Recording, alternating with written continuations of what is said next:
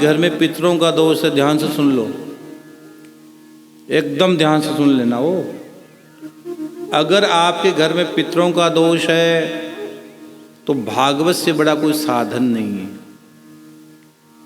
आपके घर में पितरों का दोष, कुंडली में कालसर्प दोष, ग्रहण दोष, चंडाल दोष, और अगर कुंडली में जिसके पितरों का दोष बन गया, अगर घर में पितरों का दोष आ गया या कोई गलत आत्मा घर में प्रवेश कर गई, गलत एनर्जी अगर घर में आ गई, तो भागवत से बड़ा कोई साधन नहीं है। मैंने बहुत लोगों को रोते हुए देखा है, मैंने बहुत लोगों को रोते हुए देखा है कि महाराज जी क्या करें, घर में ये तकलीफ है, ये तकलीफ है। कई बार आपके पितरों के साथ, आपके पूर्वजों के साथ गलत आत्मा भी आती है, आ जाती है। अब फिर घर में तांडव स्टार्ट हो जाता है, फिर घर में नाटक स्टार्ट हो जाता है, तांडव स्टार्ट हो जाता है।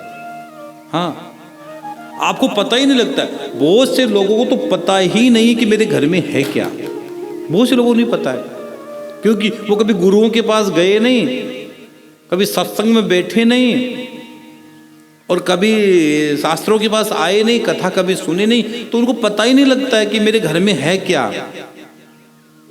तो जिनके अगर पितरों का दोष अगर आपके घर में है, कईयों के पितृ भूखे हैं, कईयों को पानी नहीं मिलता है, कई अतृप्त आत्माएं भटकती है, और भागवत अगर वो सुन ले तो वो मुक्ति हो जाती है उनकी।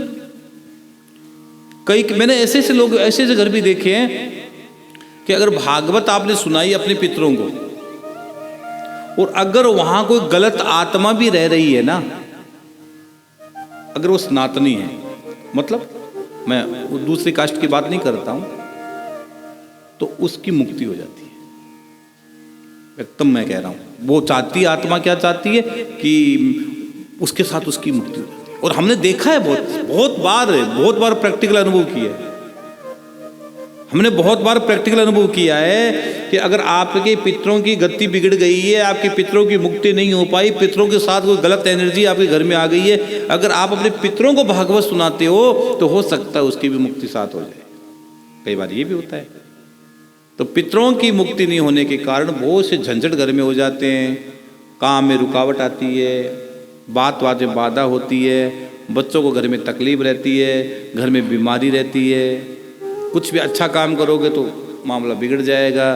कई घर में देखते हो अच्छा काम करोगे लड़ाई झगड़ा स्टार्ट हो जाएगा, पता नहीं किसका नज़र लग गई, बच्चे 1-2 नंबर से परीक्षा में रह जाते हैं, घर से बीमारी जाए ना। हाँ, उच्चाटन जैसा लगता है, घर छोड़कर भाग जाए, घर में जाए तो भार जैसा लगता है, घर से बाहर निकलो तो हल्का हो जाता है आदमी, पता नहीं क्या हो जाता है।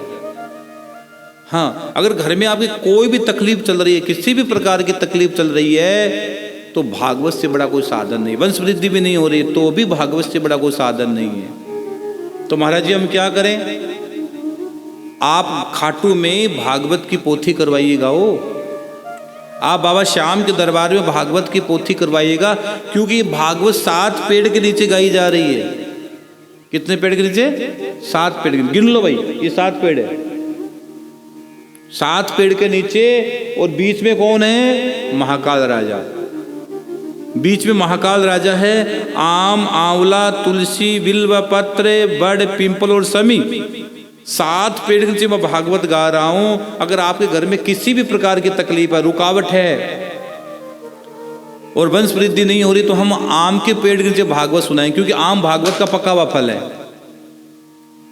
फल का कोई संत जाता है, कोई फल देता है ना, इसका मतलब भगवान उसने आपको सब कुछ दे दिया। अगर कोई वंश वृद्धि नहीं हो रही तो हम कहते हैं भैया एक काम करो, आम का फल चढ़ा देना, भागवत पर आम का फल चढ़ा देना, या संत अपने हाथ से उठाकर फल दे देवे आपको, मान लो आपकी झोली भर जाएगी। क्योंकि अगर कोई दोष है आपकी कुंडली में, अगर संत की कृपा जब हो जाएगी तो दोष भी खत्म हो जाता है, क्योंकि कृपा के सामने सब चीज खत्म है। हम कई बार कुंडली देखते हैं तो कुंडली किसी की इतनी खराब कुंडली होती है कि यार कुंडली में इसकी ये स्थिति नहीं है, लेकिन उस पर कृपा है, उस पर कृपा है। हाँ, उस पर कृपा है। कोई अच्छे बड़े बड़े लेवल पर लोग बैठे, लेकिन उसको वो चीज प्राप्त नहीं हो पाई, तो सामान्य आदमी लेकर चला जाता है, उस पर कृपा है। और कृपा हो गई तो भैया सब चीज छोटी है। कृपा हो जाए तो मुकम करोति वाचालम पंगुम लंघयते गिरिम यत् कृपातम हम वंदे परमानंद माधवम। कृपा हो जाए तो कुछ भी हो जाए। कृपा बहुत बड़ी चीज होती है, मैं सच कहता हूं। तो आम के पेड़ के भागवत की पोथी बिठाएंगे, कोई धन संबंधी कोई प्रॉब्लम है, किसी ने कुछ कर दिया, धन संबंधी प्रॉब्लम, धन में रुकावट आ रही है, तो आंवले के पेड़ से भागवत की पोथी बिठाएंगे। सुख शांति के लिए तुलसी के पेड़ से भागवत की पोथी बिठाएंगे। बीमारी चल रही तो बिल्व पत्र के नीचे भागवत की पोथी बिठाएंगे। और पितरों का कोई दोष चल रहा होगा तो बड़ और पिंपल के नीचे भागवत की पोथी करवाऊंगा। और किसी ने कुछ करवा दिया, नजर बंद हो गया है, धंधा पानी बंद गया हो, तो समय के पेड़ नीचे हम भागवत की पोथी बिठाएंगे। आप अपना नाम, अपना गोत्र, अपनी समस्या में लिखकर भेजिएगा। विद्वान ब्राह्मणों द्वारा भागवत की पोथी करवाई जाएगी। और भागवत की सेवा रखिए मात्र 11,000 रुपये। भागवत की पोथी की सेवा 11,000 रुपये। अपनी समस्या लिखकर भेज देना, नाम और गोत्र भेज देना। ये आप काम कर देना। आपके घर में प्रसाद आएगा भागवत का, अपना एड्रेस लिखा देना। आपके घर में भागवत का प्रसाद आएगा और प्रसाद में क्या आएगा? श्याम बाबा की भभूति आएगी जो आपको लगानी है। इत्र आएगा जो तिजोरी में रखना है। समी पत्र आएंगे जो आपके जहाँ व्यापार करते हो वहाँ रखना है। कौड़ी आएगी जो पूजा में रखनी है। और रुद्राक्ष आएगा जो गले में पहनना है। ये 5 चीज आपको आएगी। भागवत की पोथी के साथ ही आपको ये चीज मिल जाएगी। हाँ, तो आपके घर में कोई संकट चल रहा हो, कोई आदि व्याधि जरा पीड़ा चल, ज्यादा मत सोचिएगा और भागवत की पोथी का आनंद लीजिएगा। सब अच्छा हो जाएगा, सबका सब अच्छा हो जाएगा। क्योंकि भागवत है ना, भागवत से बड़ा कुछ नहीं है। ये भागवत आम का पका हुआ फल है भैया। और इस पर चोंच किसने मारी है? सुखदेव जी ने मारी है। तोता होता ना, तोता कभी कच्ची चीज पर चोंच नहीं मारता। और सुखदेव जी ने भागवत के आम के पके हुए फल को चखा है भैया। और जो भागवत चख लेता है फिर और चीज उसको अच्छी नहीं लगती है। ये संसार कब तक अच्छा लगता है बताऊं? जब तक आप उस लाइन में गए नहीं हो। जब आपको प्रभु मिलन का रास्ता नजर आने लग जाएगा ना, तो संसार तुरंत छूटता चला जाएगा। ये संसार तो तब तक अच्छा लगता है। संसार की बातें,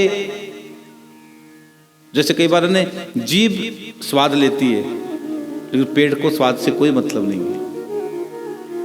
स्वाद लेती है जीभ और भोगना पड़ता पेट को। जीभ को कोई फर्क नहीं पड़ना है।